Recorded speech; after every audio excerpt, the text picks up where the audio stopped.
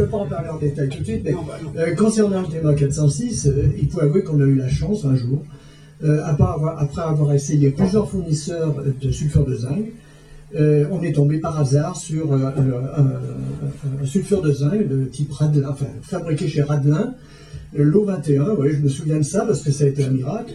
Et on avait essayé au préalable d'utiliser du sulfure de zinc ultra pur, monocristallin même, pour le doper nous-mêmes, etc. Mais on n'arrivait à rien. Et on est tombé par hasard, je dis bien par hasard, sur ce lot de Radlin qui nous a donné des résultats absolument éblouissants. Et c'est là que je vous ai dit, je crois, bah, si ça marche, achetez-en 5 kilos tout de suite. Et alors, ce qui est extraordinaire, parce que ce qu'on demandait pour le TMA 406, c'est d'une part d'avoir une conductibilité induite par les électrons d'inscription. On va pas faire beaucoup de techniques ce soir, mais j'essaie d'expliquer. Et là, on avait affaire à une couche parfaitement isolante quand elle n'était pas dopée, enfin, pas dopée si, mais elle n'était pas, quand elle n'était pas inscrite.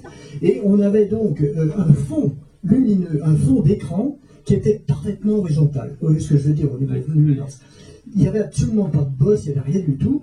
Et on pouvait régler avec le collecteur la mémoire à volonté avec une très large marge, ce qu'on ne pouvait pas obtenir avant d'avoir trouvé par hasard ce fournisseur.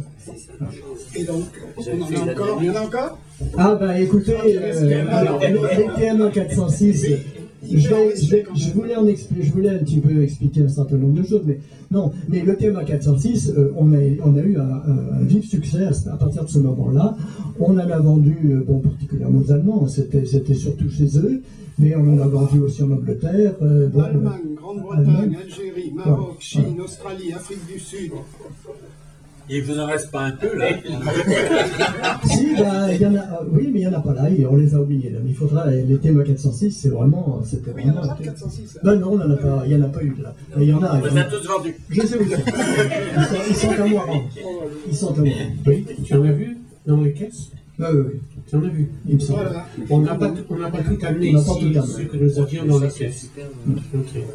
Et finalement, au terme de la fabrication de ces tubes, on arrivait à quel rendement? C'était pas 2 par mois? Alors, on a eu à la fin un excellent rendement.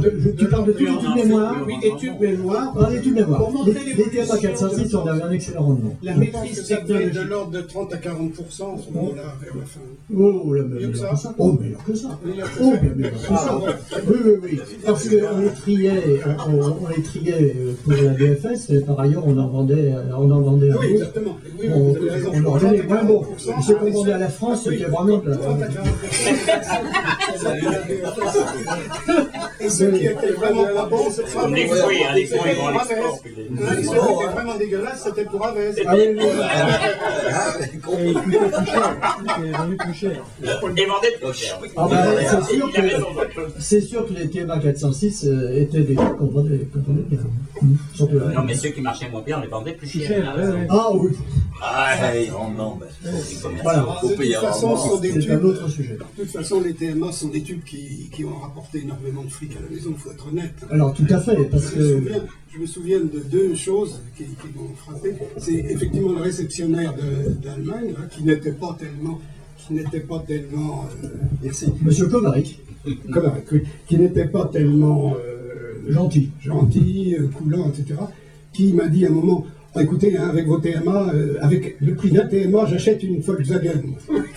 C'était vrai. Et c'était vrai. C'était indexé sur la Volkswagen. Et deuxième point, parce qu'on ne connaissait pas les prix de vente. Hein, La coccinelle.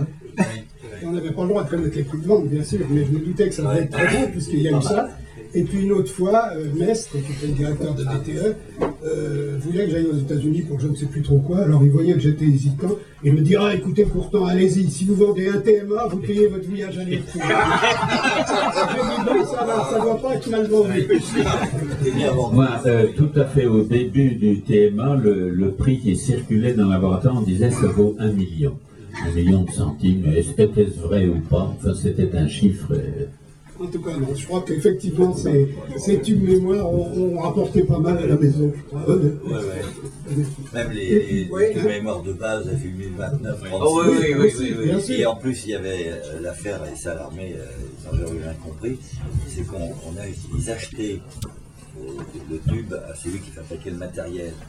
Et moi, je le voyais par intermédiaire, parce que je connaissais les prix. C'était doublé. Ah oui. Doublé. Ah oui, Et on leur a dit un jour, mais aux gars, c'est la différence. Vous comprenez un Si peu vous ce qu'on allez fait, chez Solo, mais toi, vous les si commandez vous allez chez directement. Mais alors, il y avait une combine, hein, on va pas citer lourdement. Voilà, donc c'est une activité qui, je crois, a été assez rentable pour la maison. Oui. Juste un dernier mot. Donc, alors, finalement, les tubes mémoire, ils ont continué comme ça jusqu'en. Ça a commencé à décliner, je dirais, à partir de 80. Et puis, ça a continué, je crois, jusqu'en 98. Et en 98, ça s'est complètement terminé. Alors,